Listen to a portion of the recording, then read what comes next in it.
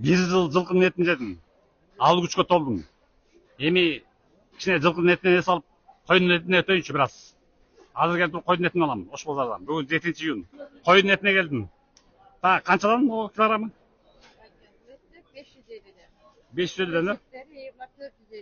550'den болсо бир 3000 сомдук тартыңызчы могу. Сөөгү кичинекей, эти чоң болсун. Ошолор тартыңыз мына. Ошолордон тартыңыз. Тартыңыз. Так, ошондо канча болду? 6 kilo 410, 550 3525. Şu alam. Ошентип койдун этин алдым. Бияк болсо тоокур эт экен.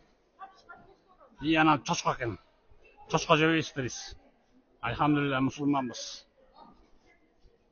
Ашыткысы жок эле пияз нан жеген жакшы экен.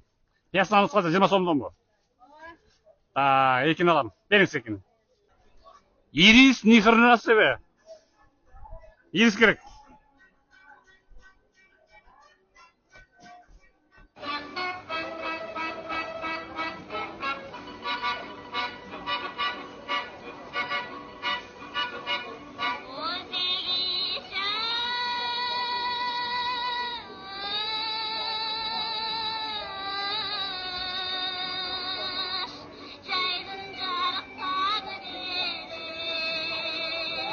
Так, шакарапка, бадыраң помидор.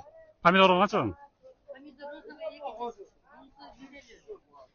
Жакшы. Мол помидор и мол бадыраңды бер кошсоңуз. Ош базары ушул күнү ысык. Банан да кошобуз. Банан канчадан? Банан 170, 180 сатат. Всё. Так, жакшы жемиш фрукты. Алса канчадан? 330'dan. Таттуу? Таттуу болуп кам болсо болду. Так, жакшы. Ананас канчадан? 450 штука. Так. Тарт алсадан 1 килограмм. Так, бул газета саткан жер. Аялым урушат деп үйдө шашка эркекти жаман көрөм дейт. Суперинфо дейт. Подкаблучник болсо ошонтип үйүнө шашат да.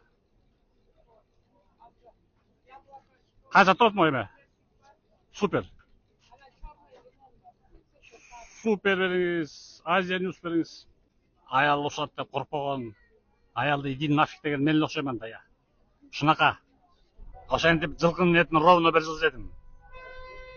Өңгө кызыл жүгүрүп, күч карага толуп, айгырда эле жунуп калдым. Эми болсо койдун этине өтөйүн деп атам кичине. Бирок койдун эти күчтүү дейт го жылкыга караганда. Анткени койдо май көп да, сиңиши кыйын болот экен. Ал эми жылкының басым келет. Анткени басым неге? Жылкы таза суу ичет. Кой болсо чөт барды ичип кетет да подряд. Ал эми Ош базардан чыгып баратам, үйгө баратам. Ош базардын ызчуусу. Шунака.